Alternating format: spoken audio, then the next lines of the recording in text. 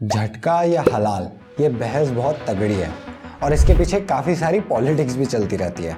लेकिन इस वीडियो में मैं आपको इस मुद्दे पर एक बहुत ही इंटरेस्टिंग पर्सपेक्टिव देने वाला हूँ और मुझे लगता है इस वीडियो को अंत तक देखने पर आपको इस पूरी डिबेट को देखने का एक नया नज़रिया मिलेगा। सबसे पहले शॉर्ट में समझते हैं कि हलाल और झटका होता क्या है और फिर देखेंगे कि क्या ज़्यादा बेहतर है। हलाल शब्द का अरबी में मतलब होता है वैध या वैलिड, वो चीज़ें जो इस्लामी कानून के तहत सही हैं। इसका उल्टा होता है हराम, यानी वो जो वर्जित है। पूरी दुनिया में मुस्लिम्स केवल हलाल मीट ही खाते हैं, ये उनकी बहुत स्ट्रिक्ट डिमांड होती है। और चूंकि इस्लाम दुनिया का दूसरा सबसे बड़ा मजहब है, इसलिए लगभग हर कंपनी और दुकान खुद के प्रोडक्ट्स को हलाल सर्टिफाइड करवाना चाहते हैं। हलाल स्लॉटर या ज़िबह करने की प्रोसेस में जानवर को पकड़ते हैं और तेज धार के चाकू से उसकी गर्दन पर एक गहरा कट लगाया जाता है, लेकिन गर्दन पूरी तरह से नहीं काटी जाती।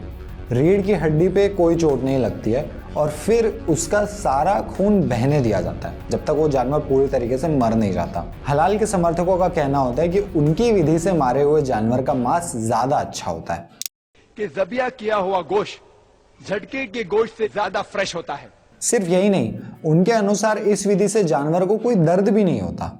आज की साइंस कहती है कि जब आप वेसल्स ऑफ द नेक काटते हैं तो जो खून वो नर्व पे जा रहा है, उस दिमाग की तरफ जा रहा है, जिससे दर्द का एहसास होता है, वो रुक जाता है। तो उस जानवर को दर्द का एहसास होता ही नहीं।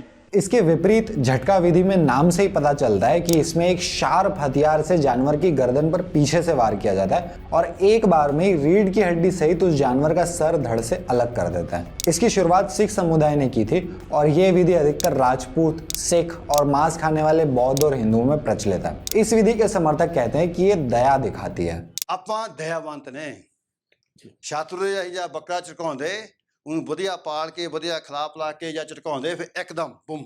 इंटरेस्टिंग बात यह है कि दोनों ही विधियों में जानवरों पर स्ट्रेस कम से कम डालने की बात की जाती है। The animal that you're killing should not be able to smell the blood of another animal that's being killed. It should be done quickly. It should be like fully healthy and happy in its life. हलाल slaughter में एक जानवर को दूसरे जानवर के सामने नहीं मारने की बात की जाती है और झटका स्लॉटर के पीछे का तो लॉजिक ही है कि जानवर को कम से कम पीड़ा हो।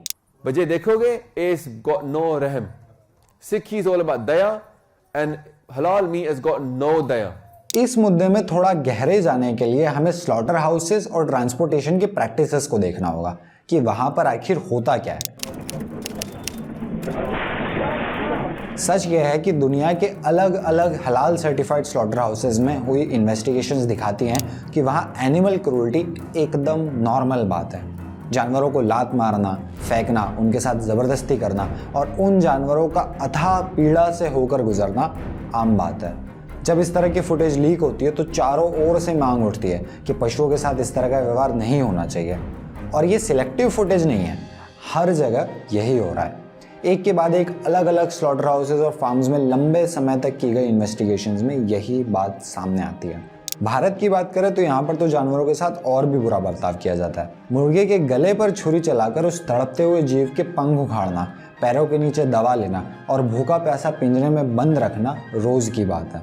जानवरों को एक दूसरे की नज़र से दूर मारना तो भूल ही जाओ, यहाँ एक मुर्गा कट रहा होता है और उसी के पैरों से बंधा हुआ दूसरा मुर्गा इसे देख रहा होता है। तो कुछ इस तरह से आज की तारीख में जो भी मांस भारत में मिल रहा है, जो आप मार्केट में खरीद रहे हो, वो ना तो झटका के स्टैंडर्ड्स के अनुसार है और ना ही हलाल के, क्योंकि दोनों का कहना है कि उस जानवर को भले ही मार रहे हैं लेकिन उसे दुख देने का, उसे दर्द देने का उनका कोई इरादा नहीं है। पर आज जो कसाई खानों में हो रहा है वो उस स्टैंडर्ड के अनुसार कहीं भी होता दिखाई नहीं देता। If it's normal food, if it's good for us, why can't they show us how it's made? Why do they hide it?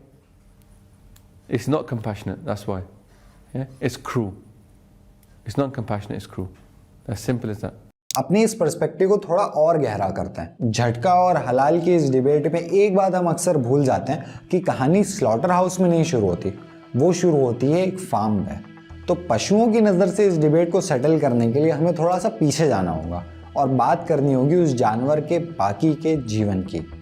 दुनिया में हर साल 80 अरब जानवरों को मारा जाता है, जिसमें से 72 अरब 90% केवल मुर्गे होते हैं। तो पहले उनकी बात करते हैं। यहाँ मैं आपको बताना चाहता हूँ इंटेंसिव फार्म्स के बारे में। इंटेंसिव फार्म उस जगह को कहते हैं जहाँ सैकड़ों, हजारों और कई बार लाखों छोटे छोटे चूज़ों को बड़ा किया जाता है और फिर उन्हें कसाई खाने भेजा जाता है, जहाँ से फिर उन्हें मार कर कस्टमर को बेच देते हैं। इसी तरह के फार्म्स बकरों, सुअरों और दूसरे जानवरों के लिए भी होते हैं। ये पशु जिंदगी भर यहीं रहते हैं, यहीं खाते हैं, यहीं पीते हैं, यहीं सोते हैं। यहाँ की भयानक परिस्थितियों के कारण जानवरों को बीमारियां होना और उनकी मौत होना बहुत ही आम बात है। और खासकर अगर हम मुर्गों की बात करें तो प्राकृतिक रूप से ये 500 से 700 ग्राम के ही होते हैं, लेकिन हमने उन्हें ऐसा बना दिया है कि उनका वजन 2 महीने में ही 2.5 से 4 किलो तक हो जाता है। जाहिर सी बात है, मुर्गों के नाजुक पैर इस वजन को झेल नहीं पाते और अक्सर उन्हें चलने में तकलीफ होती है, या कई बार तो वो बिल्कुल ही नहीं चल पाते और खाने तक भी नहीं पहुंच पाते। उन्हें हड्डी की बीमारियां होना और फ्रैक्चर्स होना भी आम बात है। और ऑफ कोर्स इसमें से किसी भी चीज़ का कभी भी कोई इलाज नहीं होता। हमने इन जानवरों को बना ही ऐसा दिया है कि उनका जीवन अच्छा हो ही नहीं सकता। भारी, चर्बी से भरे हुए, कमज़ोर इम्यूनिटी वाला है। और जिन जानवरों की हालत थोड़ी ठीक है उन्हें भी हम जीवन भर कैद में ही रखते हैं। तो इस पूरी प्रोसेस से गुजरने के बाद वो जानवर बूचड़ खाने तक आते हैं, जहाँ उन्हें मारा जाता है। और फार्म से वहाँ तक लेकर जाने की प्रोसेस भी बहुत तनावपूर्ण होती है। रोज हजारों मुर्गे फार्म से दुकान तक पहुँचने के पहले ही मर जाते हैं। एक ही ट्रक में 10, 20, 50 गायों को एक के ऊपर एक भरकर भी लेकर जाया जाता है, जिसमें कई गायों की हड्डियां टूट जाती है और वो रास्ते में ही मर जाती हैं। और फिर हमारी डिबेट शुरू होती है कि उसकी गर्दन को किस तरीके से काटा जाए ताकि उसे दर्द ना हो। उसके पूरे जीवन को नर्क बनाने के बाद पहले एक जानवर को ज़बरदस्ती पैदा करवाया, उसकी पूरी ज़िंदगी स्ट्रेस और टॉर्चर से भर दी, और आखिरी में 2 लोग आपस में लड़ रहे हैं कि उसको कैसे मारा जाना चाहिए। और दोनों कह रहे हैं कि उनके मारने की विधि से कम दर्द होता है, कम स्ट्रेस होता है। तो अगर उस पशु के पूरे जीवन को देखें तो इससे कुछ खास फर्क नहीं पड़ता है कि आखिरी में उसकी गर्दन कैसे काटी गई।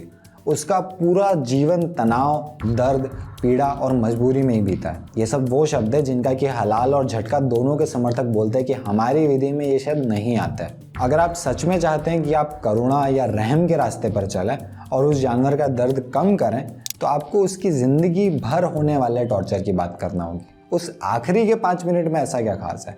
उसको ज़िंदगी भर की पीड़ा देकर अगर आपने आखिरी में बिना दर्द के मार भी दिया तो उससे सोचिए होगा क्या। ज़िंदगी भर तो वो दुख में ही जिया।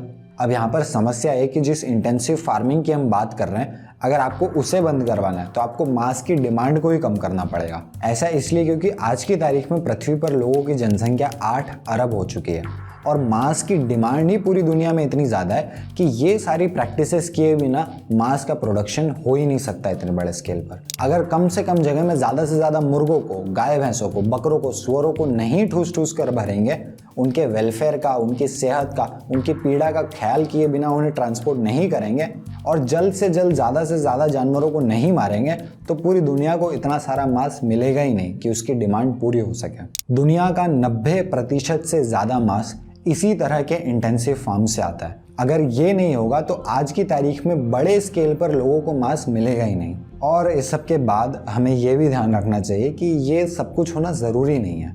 हम बिना मांस के भी स्वस्थ रह सकते हैं। हमारे शरीर की पूर्ति हम पौधों से भी कर सकते हैं। लेकिन वो मुर्गे, वो गाय, वो बकरे, वो सुअर, वो हमारे मांस खाने पे मरते ही हैं। इस नज़र से भी देखें तो ज़रूरी ना होने पर भी उन्हें मारना, भले वो एक खुश जानवर हो, शायद ठीक नहीं है। तो इस वीडियो के माध्यम से मैं ये बताना चाहता था कि वेजिटेरियन और नॉन वेजिटेरियन की बहस में, झटका और हलाल की बहस में अक्सर हमारा सारा फोकस केवल मारने पर होता है। मारना चाहिए कि नहीं मारना चाहिए, किस विधि से मारना चाहिए। हम ये देखना भूल जाते हैं कि किसी भी विधि से मारो, वो जानवर अपनी पूरी ज़िंदगी नर्क में ही बिता कर आ रहा है।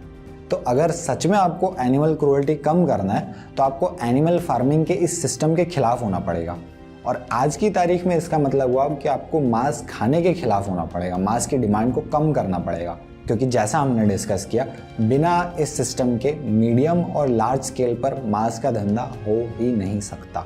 बाकी रिलीजन के नाम पर आपस में लड़ाइयाँ और पॉलिटिक्स तो चलती रहेंगी, पर अपनी आपसी लड़ाई के बीच ये जो हम नाटक करते हैं ना, खुद को सही और अच्छा नेक इंसान दिखाने का, दोनों ही साइड, ये मुझे सही नहीं लगता। अगर सच में आपको कम करना है क्रूअल्टी, तो पूरी बात को समझना हमारा कर्तव्य है। अगर आप फार्म एनिमल्स की लाइफ के बारे में और जानना चाहते हैं तो आप स्क्रीन पर आ रहा वीडियो देख सकते हैं। धन्यवाद।